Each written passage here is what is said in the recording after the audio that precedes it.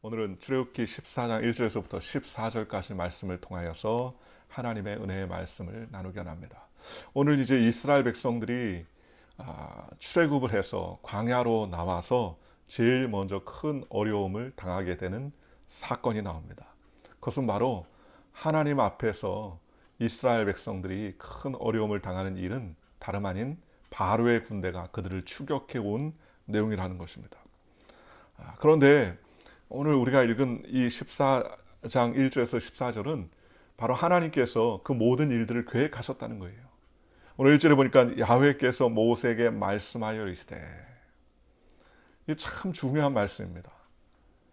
여러분, 모세가 이런 환경과 상황 가운데서 하나님의 음성을 들었다는 거예요. 모세에게 말씀하셨다는 겁니다. 오늘 저와 여러분이 삶의 가장 중요한 것 다른 것 아니에요. 하나님 말씀이 들려진다는 것, 이것처럼 큰 축복이 없다는 겁니다.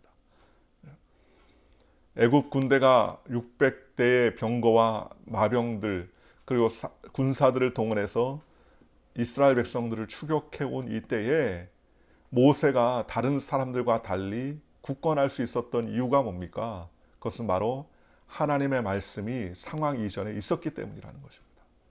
오늘 저와 여러분도 마찬가지입니다. 중요한 건 뭐예요? 하나님의 말씀이 들려졌느냐, 하나님의 말씀이 들려지지 않았느냐, 그게 중요하죠. 알고 가는 거하고 모르고 하는 거하고 천양지차 아닙니까? 그렇죠? 무엇을 만날 때 그것이 어떤 일을 만날 때 이것이 있어야 하는 일을 반드시 있어야 하는 일임을 미리 알고 하는 거하고 전혀 모르는 거하고는 상황이 자체 틀립니다. 그렇죠? 요즘 전 세계적으로 뭐 하는 거예요? 전 세계적으로 예측하는 일이 참 중요하지 않습니까? 날씨도 미리 예측하는 거 아닙니까? 얼마 전에 한국에서 그 날씨를 예측하는데 우리나라 기상청에서는 뭐 한 200mm 정도 아마 뭐 비가 올 거다 그랬는데, 네덜란드가 노르웨이 기상청에서는 지구 반대편에 우리나라의 그 일기예보를 우리나라 기상청보다 더 정확하게 맞췄다고 합니다. 그래서 사람들이 그 나라 기상 앱을 갖다가 다운로드 해가지고 받는 해프닝도 있었는데, 정확하게 예측을 하고 알 수 있다면 미리 방비할 수 있었겠죠. 그런데 오늘 그렇게 예측하고 방비할 수 있었던 첫 번째 요인은 뭡니까? 하나님께서, 야훼께서 모세에게 말씀하셨다는 거예요. 뭐라고 말씀하셨습니까? 이스라엘 자손에게 명령하여 돌이켜 바다와 믹돌 사이의 비하히롯 앞 곧 바알스본 맞은편 바닷가에 장막을 치게 하라. 하나님께서 이스라엘 백성들에게 모세를 통해서 말씀하신 내용이 돌이켜 바다와 믹돌 사이에 바하히롯 곧 바알스본 맞은편 바닷가에 장막을 치게 하라. 쉽게 말하면 광야로 돌아가는 길을 다 마다하고 해변가 앞에 막다른 그러한 장소에 장막을 치겠다는 겁니다. 해변가 앞에. 해변가 앞이니까 앞에는 창이란 홍해가 있고 갈 수가 없는 것이죠. 그리고 뒤에는요, 돌아갈 수 없는 길들이 있는 것이죠. 일부러 거기에 치게 했다는 겁니다. 돌이켜 그랬습니다. 진행하는 길을 돌려서 그렇게 하나님께서 진행하게 했다는 겁니다.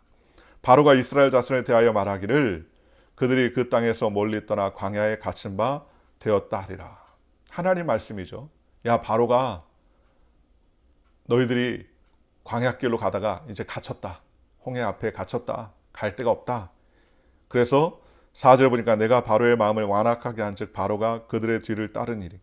내가 그와 그의 군대로 말미암아 영광을 얻어 애굽 사람이 나를 야훼인 줄 알게 하리라 하시매 무리가 그대로 행하니라.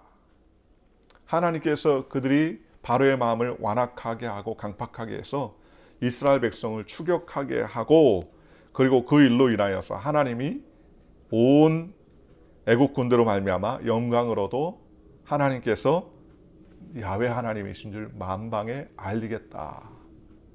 하나님께서 모세에게 미리 말씀해 주셨습니다. 그리고 5절에서부터 이제 진짜 실제로 있었던 일이죠. 그 백성이 도망한 사실이 애굽 왕에게 알려짐에 바로와 그의 신하들이 그 백성에 대하여 마음이 변하여 이르되 우리가 어찌 이같이 하여 이스라엘을 우리를 섬김에서 놓아 보내는가 하고 그랬습니다. 도망한 게 아니죠. 애굽에서 친히 그들을 놓아 주었습니다. 가도 좋다 허락한 것입니다. 사람이 이렇게 바뀌어요. 며칠 만에 이렇게 마음이 바뀝니다. 그리고 장자가 죽어서 빨리 떠나달라 그렇게 요구했음에도 불구하고 마음이 바뀝니다. 그리고 변했다고 그랬습니다. 바로와 그의 신하들이 그 백성에 대하여 마음이 변했습니다. 왜? 우리가 그들을 놓아주었는가. 이스라엘 백성 장정만 60만 명입니다. 이 말은 애굽의 노예들이 60만 명이 순식간에 없어진 것이나 마침배 없어요. 그렇지 않습니까? 싹쓸 주지 않아도 되는 고급 인력 노예 60만 명이 뭐 한두 명도 아니고 60만 명이 어마어마하죠. 왜냐하면 우리나라의 군인이 대한민국 군인이 지금은 많이 줄었지만 제가 옛날에 군대 생활만 해도 뭐 60만 국군 장병 이렇게 얘기했습니다. 그 60만 국군 장병은 별 4개 스타부터 1등병, 훈련병까지 다 포함한 숫자 아닙니까? 그러니 60만 명 고급 장병, 고급 인력이죠. 노동력 아닙니까? 그것이 이제 없어졌으니 얼마나 안타깝겠습니까? 그래서 후회를 하는 거예요. 어찌같이 하여 이스라엘을 우리를 섬김에서 놓아 보냈는가 하고 바로가 그의 병거를 갖추고 그의 백성을 데리고 갈새 선발된 병거 600대와 애굽의 모든 병거를 동원하니 지휘관들이 다 거느렸더라. 이제는 추격을 해서 다시 잡아오자는 것이죠. 그래서 선발된 병거를 갖추고 600대. 그 당시 애굽의 군대가 최강의 부대 아닙니까? 요즘으로 치면은 최신 그런 장비들, 군사들을 동원해서 이스라엘 백성을 추격했다는 것입니다. 그리고 야훼께서 애굽 왕 바로의 마음을 완악하게 하셨으므로 그가 이스라엘 자손의 뒤를 따르니 이스라엘 자손이 담대히 나아갔습니다. 애굽 사람들과 바로의 말들, 병거들과 그 마병과 그 군대가 그들의 뒤를 따라 바알스본 맞은편 비하 히롯 곁 해변 그들의 장막 침대에 미치라. 오늘 저와 여러분이 하나님의 은혜로 말미암아 예수 그리스도의 보혈의 피로 말미암아 구원받고 이제는 애굽을 떠나 하나님의 뜻을 따라 살아가는 성도가 되었습니다.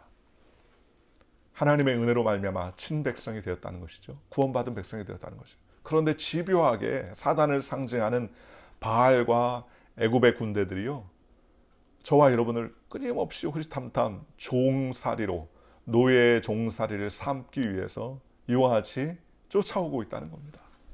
옛 습관과 옛 그러한 성품이나 하나님을 알지 못했던 옛날의 사고와 생각을 가지고 우리들이 계속적으로 노예의 삶을 살도록 우리를 끄집어내어 간다라는 것입니다. 그 구체적으로 600대의 병거와 마병들과 모든 지휘관들, 병사들을 동원해서 그들을 추격해 왔다고 했습니다. 10절에 바로가 가까이 올 때 이스라엘 자손이 눈을 들어본 즉 애굽 사람들이 자기들 뒤에 이른지라 이스라엘 자손이 심히 두려워하여 야훼께 부르짖고 그들이 또 모세에게 이르되 애굽에 매장지가 없어서 당신이 우리를 이끌어내어 이 광야에서 죽게 하느냐 어찌하여 당신이 우리를 애굽에서 이끌어내어 우리에게 이같이 하느냐 우리가 애굽에서 당신에게 이른 말이 이것이 아니냐 이르기를 우리를 내버려두라 우리가 애굽 사람을 섬길 것이라 하지 아니하더냐 애굽 사람을 섬기는 것이 광야에서 죽는 것보다 낫겠노라. 바로가 쫓아오게 됐다는 상황을 이제는 이스라엘 백성들이 인지하기 시작합니다. 인지하고 난 다음에 이스라엘 백성들이 겪었던 상황에 대한 그들의 감정들을 이야기하는 것이죠. 그들의 판단과 그들의 판단의 결과를 이야기합니다. 그러면서 뭐라 합니까? 부르짖는 거예요. 그러면서 모세를 원망하게 되었습니다. 우리에게 매장지가 없어서 죽을 데가 없어서 이 광야로 끌고 나오게 했느냐. 왜 우리를 끌고 나오겠느냐. 모세를 원망하는 것이죠.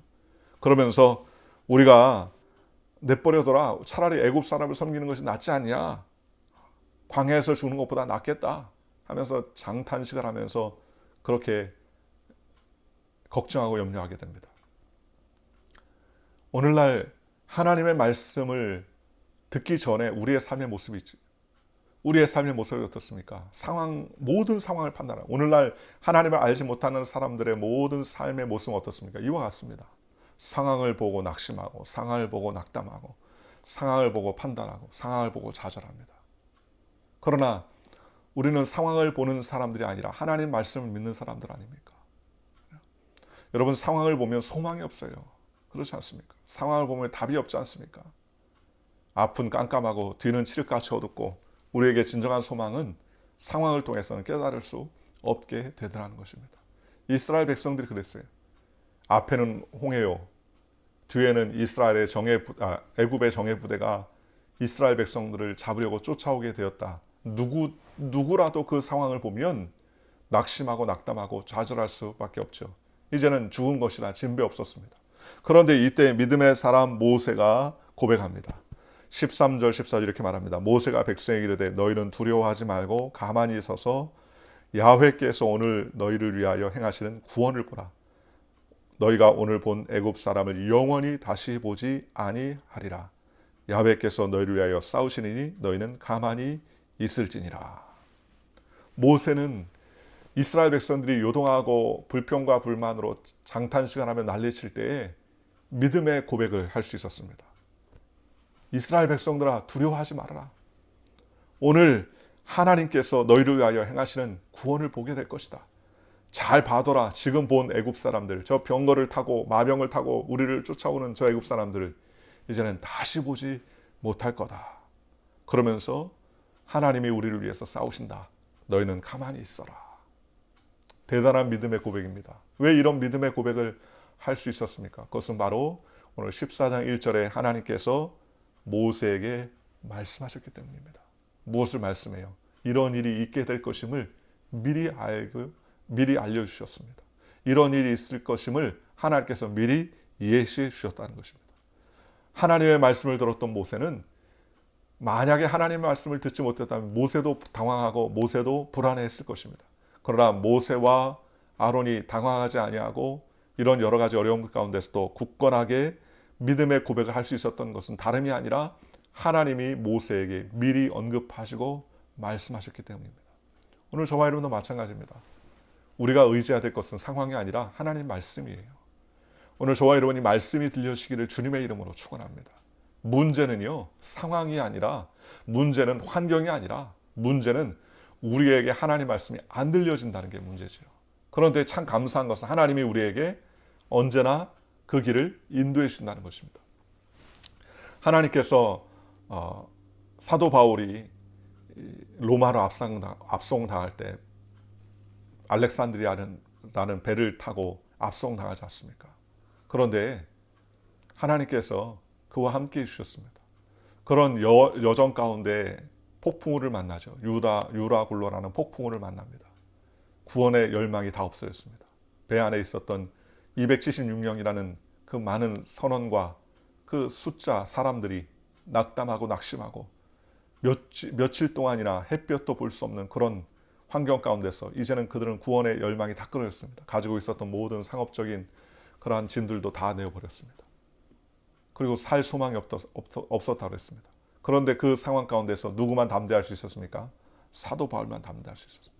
왜 그렇습니까? 사도 바울이 뱀이창에 들어가서 하나님께 기도했습니다. 그러면서 사도 바울이 선원들에게 이야기하기를 하나님께서 내가 섬기는 하나님께서 이 배와 화물은 손상이 있겠지만 당신들의 생명을 하나님께서 나에게 부으셨다. 그러니 염려하지 말라. 우리가 한 사람도 죽지 않는다. 그리고 담대히 사도 바울이 선장과 선주와 그 선원들에게 사람들에게 말합니다. 그러니 그 다음부터는요. 선장과 선주의 말보다 사도 바울의 말을 더 믿게 되었다고 했습니다. 왜 이렇게 사도 바울이 담대하게 선포할 수 있었습니까? 하나님이 말씀해 주셨습니다. 죽지 않는다. 다 이런 화물에 어려움도 있고 배도 다 깨어지겠지만 여기에 있는 생명 한 사람도 죽지 않고 다 내 손에 붙여줬다. 하나님이 미리 말씀해 주셨습니다. 미리 말씀하고 들었던 사도 바울은 어떤 사람보다 담대하게 그들에게 앞일에 대해서 담대하게 이야기하고 그들에게 소망을 줄 수 있었습니다. 왜 그렇습니까? 하나님의 말씀이 임했기 때문입니다. 오늘 저와 여러분도 마찬가지입니다. 코로나19로 인해 어려워지는 이 상황 가운데서 전 세계 팬데믹 상황 가운데서 우리가 추구해야 될 것은 상황과 환경이 아니라 무엇입니까? 말씀을 붙드는 삶이 되시기를 주님의 이름으로 축원합니다. 오늘 하루 무슨 상황이 다가와도 하나님께서 우리에게 이런 상황 가운데 있을 건데 염려하지 말아라. 하나님이 책임져 주신다. 라고 말씀해 주신다면 얼마나 가슴이 든든하겠습니까? 얼마나 마음이 안전하겠습니까? 오늘 저와 여러분이 그런 말씀을 붙들고 하나님 우리에게 말씀하여 주옵소서.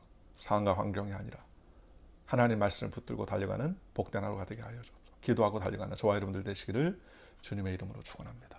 기도하겠습니다. 좋으신 아버지 하나님.